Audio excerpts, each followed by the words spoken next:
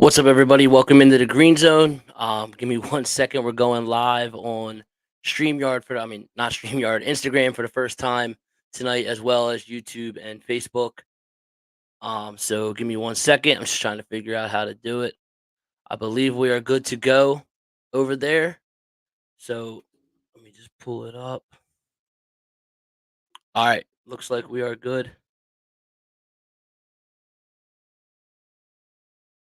All right. I can't pull it up anyway. So I know I said I was going live at 7:30.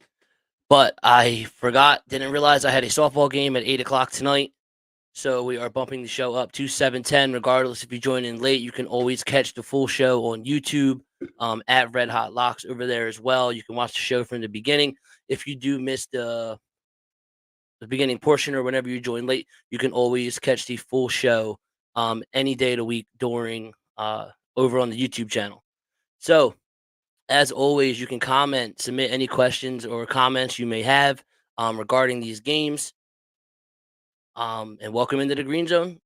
We're running short on time, so let's jump right into the action. Thursday night football, the Buccaneers at the Falcons. The Falcons are a 2.5 point favorite with the over under at 43.5.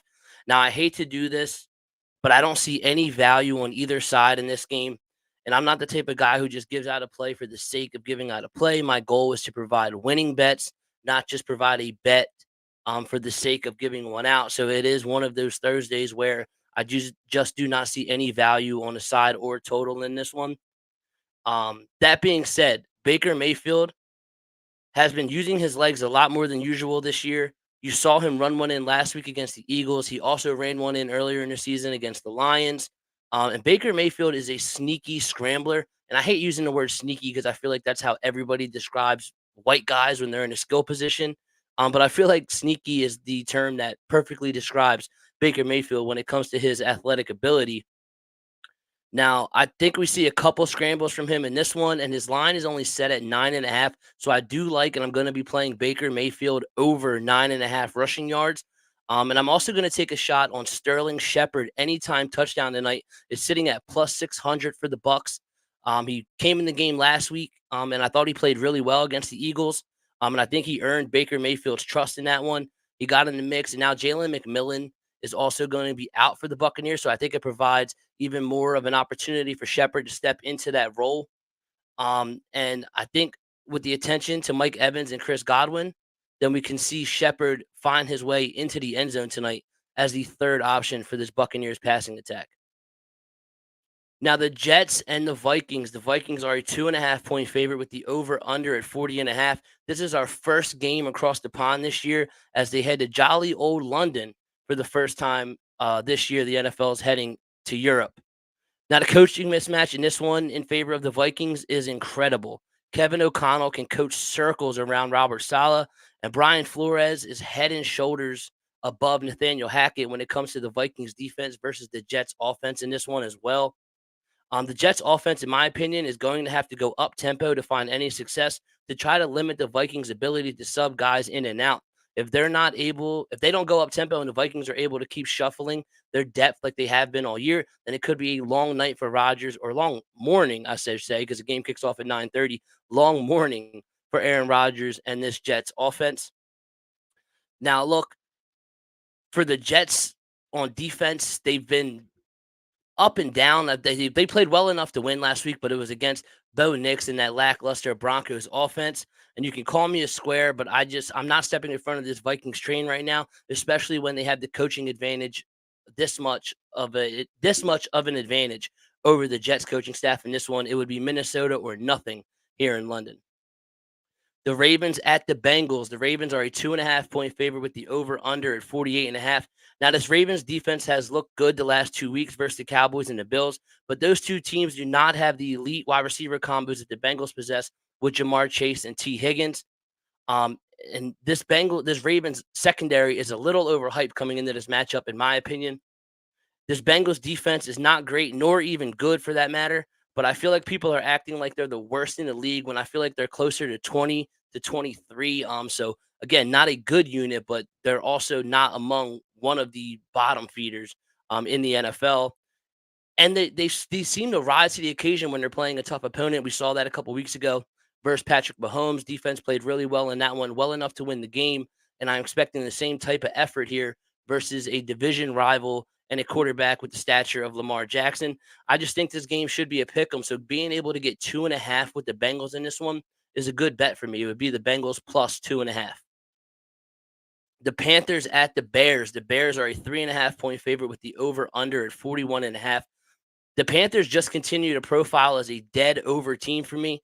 I said last week this offense continues to be undervalued since switching to Andy Dalton at quarterback. Almost said Sam Darnold. And this defense is always going to give up. This Panthers defense is always going to give up points on the other side.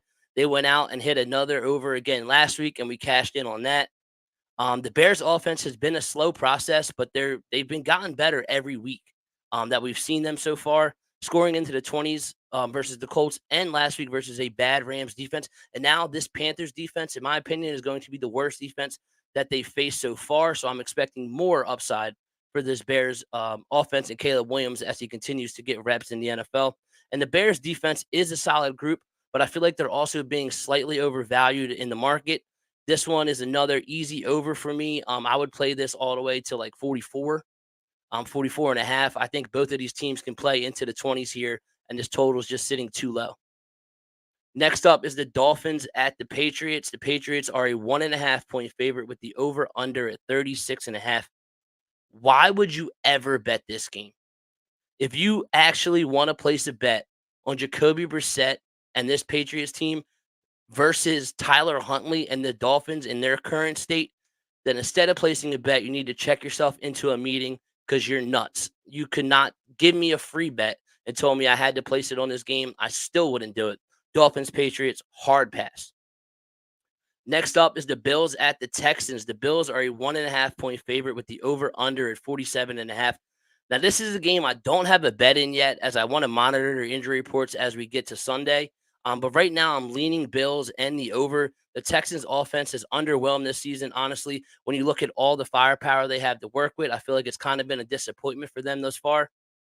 But when you get two elite quarterbacks matched up, like here with CJ Stroud versus Josh Allen, games do tend to get a little more high scoring than expected. So, which is why I lean the over. I don't have a solidified play yet until these injury reports get finalized on Sunday. But my lean right now is the Bills win a close one, and it could be a high scoring game with these two quarterbacks. The Colts at the Jags. The Jags are a 2.5 point favorite with the over under at 46.5. This is another game where I like the over. The over has been my main look in this one since the week started. This Colts defense is not very good at all. They've given up 20 plus points to every team they faced this year, besides the Packers when the Packers were starting Malik Willis, and we know how bad he is. And I'm expecting the Jags offense, which hasn't been good this year, to be set up for a rare good performance in this one. And the Jags defense is also not very good on the other side. And Joe Flacco is most likely going to be the guy under center for the Colts in this one, which, in my opinion, upgrades this offense substantially. Richardson flashes highlights, and he can run the ball, obviously, but he's been up and down a lot with his play, and it's hard to predict what you're going to get from him.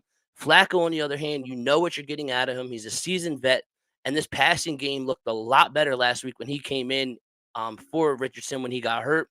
I think both of these teams can play into the mid-20s here, and I think this total should be a little closer to 50. So the over 46.5 is a play for me in the Colts Jaguars. Browns at the Commanders. The Commanders are a 3 point favorite with the over under at 43.5. Now, coming into this season, you would have been running to the window to be able to place a bet on the Browns getting 3+ points versus the Commanders. But as the season moves on, you can't just stick to those narratives. You have to react when the data comes in and what these two teams show you.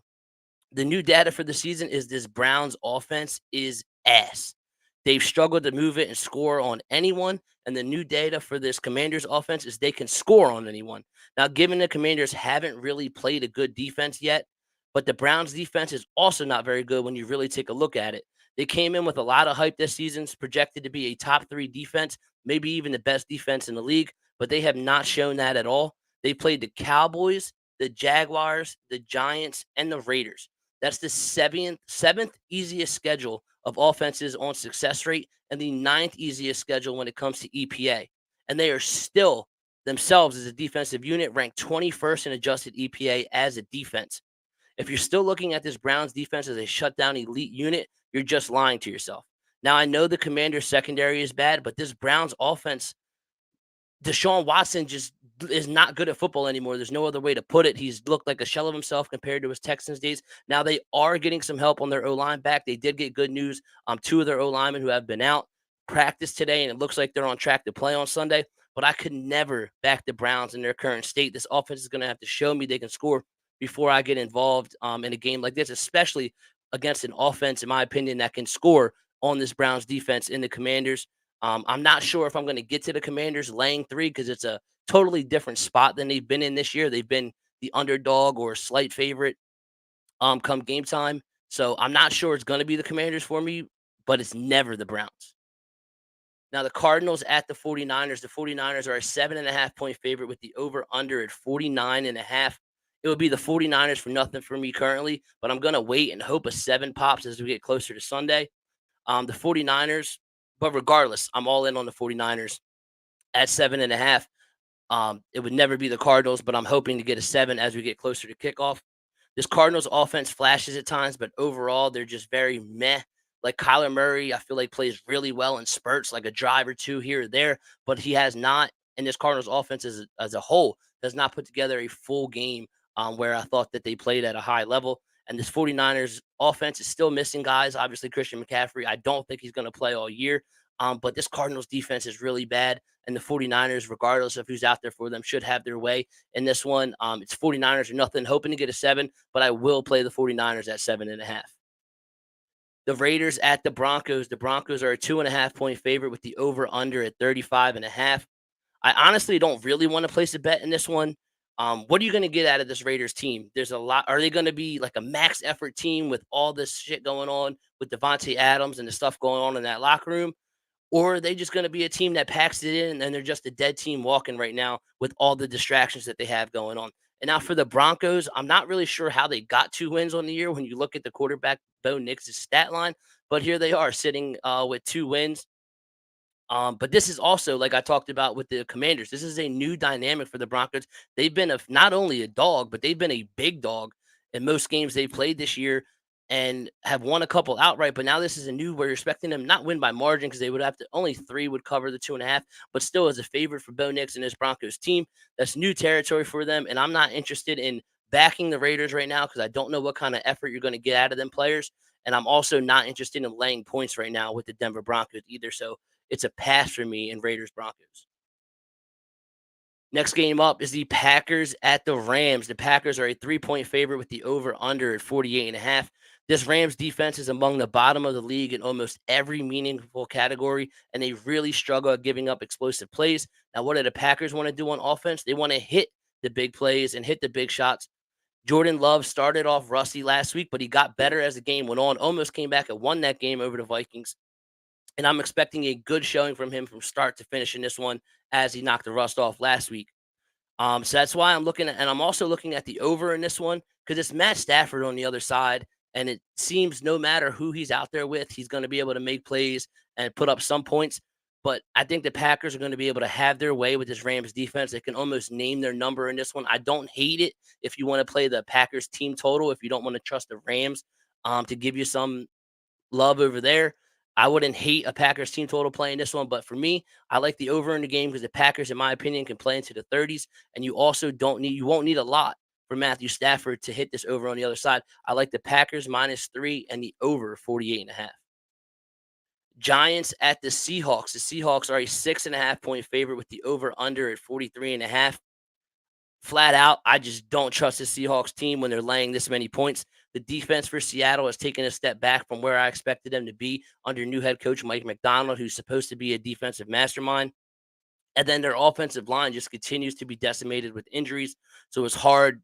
They just signed 42-year-old Jason Peters today. If that tells you the current state of this Seattle Seahawks team, not very good on the offensive line, and that could be problematic versus a Giants team who is not very good overall, but does have a pretty solid pass rush and can get after the quarterback here.